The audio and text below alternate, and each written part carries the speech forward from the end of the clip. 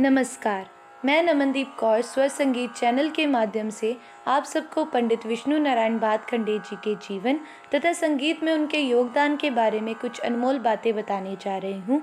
उम्मीद करती हूँ ये अनमोल बातें आपके ज्ञान में बढ़ावा ज़रूर करेंगी।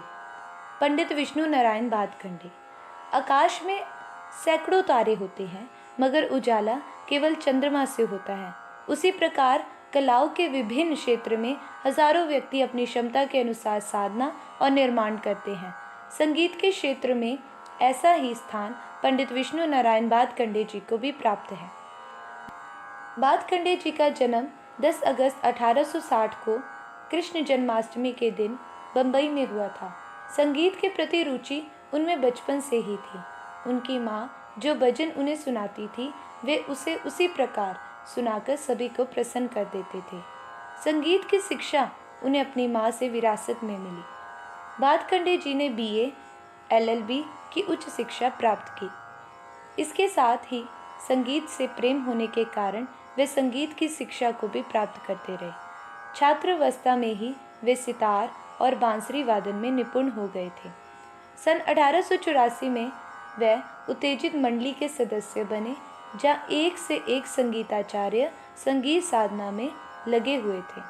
ये संगीत संस्था बम्बई के धनिकों द्वारा संचालित थी और प्रसिद्ध ध्रुपद गायक श्री राव बुवा बेलगांवकर, ख्याल गायक अली हुसैन खां गणपति बुआ आदि इस संस्था की शोभा थे। इन्हीं दिनों सुविख्यात संगीतकार मोहम्मद अली और उनके पुत्र मुश्ताक अली भी बम्बई में निवास करते थे। भातखंडे जी को इन श्रेष्ठ कलाकारों के संपर्क में आने का अवसर प्राप्त हुआ और उन्होंने इनसे बड़ी संख्या में ध्रुपद, ख्याल, ठुमरी, तराना आदि का ज्ञान प्राप्त किया। सन 1887 में उन्होंने बम्बई में वकालत शुरू की, पर उन्होंने अनुभव किया कि संगीत ही उनका वास्तविक क्षेत्र है और उन्होंने वकालत को त्याग दिया। सन 1890 में उन्होंने देश के संगीत तीर्थों की यात्रा की और बहुत बड़े बड़े संगीतकारों से मिले। इस अवधि में उन्होंने प्राचीन भारतीय संगीत का गहराई से अध्ययन किया, उस्तादों की चरण रज माथे पर लगाई और संगीत के क्षेत्र में शोध और अनुसंधान का मार्ग प्रशस्त किया। उन्होंने प्राचीन संगीत ग्रंथों की खोज की, अध्ययन किया और हिंदुस्तानी संगीत पद्धति की सभी धाराओं व उपधाराओं को लिपिबद्ध करने का प्रयास किया। भातखंडे जी के समय में किसी संगीतकार की कला को सुरक्षित रखने के लिए आधुनिक उपकरणों का विकास नहीं हुआ था। उन दिनों संगीत को लिखने और छाप सकने के बारे में कोई सुविचारित रूप प्रचलित नहीं था। भातखंडे जी ने इस दिशा में पहल की और अपना सारा जीवन इसी में ही बिता दिया। उन्होंने सदियों से प्रचलित राग रागनियों को एकत्र किया, उनकी बारीकियां सीखी और बड़ी संख्या में बंदिशें लिपिबद्ध की। उन्होंने विभिन्न गायकों की खास खास चीज़ों का संकलन किया, विश्लेषण किया और मान्यताएं स्थापित की। दूसरे शब्दों में कहा जा सकता है कि उन्होंने संगीत को अपनी प्रतिभा में वैज्ञानिक रूप दे दिया और इसके मापदंड निश्चित किए। उन्होंने संस्कृत, हिंदी और अंग्रेजी में शोध ग्रंथों की रचना की। उनके कुछ प्रमुख ग्रंथ इस प्रकार हैं।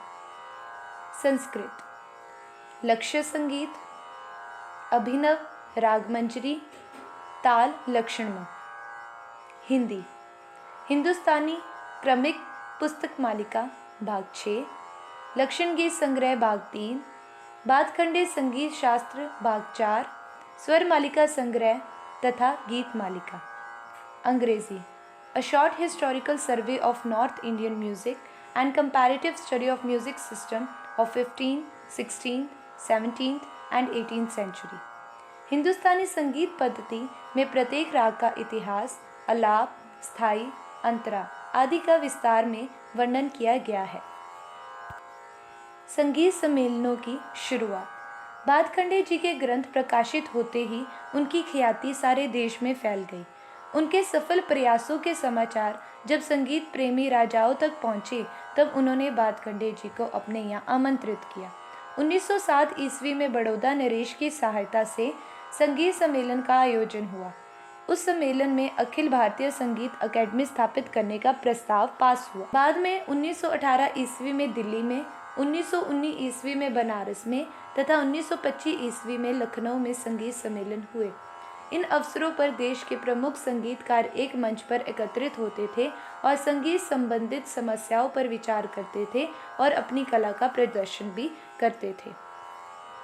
भातखंडे जी ने महाराजा ग्वालियर से संगीत विद्यालय की स्थापना के बारे में विचार विमर्श किया। उन्होंने संगीत विद्यालय का स्वरूप स्थापित किया, राज्य के संगीतकारों का चयन करके उनके प्रशिक्षण की व्यवस्था की गई, जिससे वह ठीक प्रकार से शिक्षा दे सके। इसके लिए भातखंडे जी ने संगीत की पाठ्य पुस्तकें तैयार की।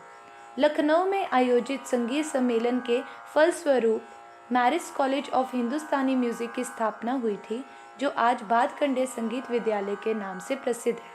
राजगोपाल जैसे सारंगी वादक, गिरिजा और संतू जैसे तबला वादक, साधना बोस और पहाड़ी सान्याल जैसे अखिल भारतीय ख्याति के कलाकार इसी विद्यालय की देन है। भातखंडे जी का गायन और वादन दोनों का अच्छा अधिकार था। समस्त रागों को 10 थाट के अंतर्गत वर्गीकृत करके उन्होंने नवीन थाट राग पद्धति का आविष्कार किया। भातखंडे जी व्यक्ति नहीं, स्वयं में एक संस्था थे, क्योंकि जो कार्य उन्होंने संगीत के उत्थान के लिए अकेले किया वह विश्व भर में अविस्मरणीय रहेगा। उन्होंने अपना सारा जीवन संगीत को उच्च शिखर पर पहुंचाने में लगा दिया। पंडित विष्णु नारायण भातखंडे जी का स्वर्गवास 19 नवंबर 1936 को हुआ। Pandit Vishnu Narayan Bhatkhande was a unique personality endowed with scholarship, creativity, poetic sensibilities, capacity for patient and hard work, and devotion for the Indian musical tradition, and above all, humility. Bhatkhande began his work with collection of hundreds of compositions from different gharanas, analyzed them, and formulated the theory of Indian music, underlining an easy and expressive notation system for Hindustani music, and introduced a new method of collective education in music, and wrote textbooks and gave music the form and shape on academic subject. In the last, we must say Pandit Bhatkhande's contribution to Indian music is very, very, very great. धन्यवाद।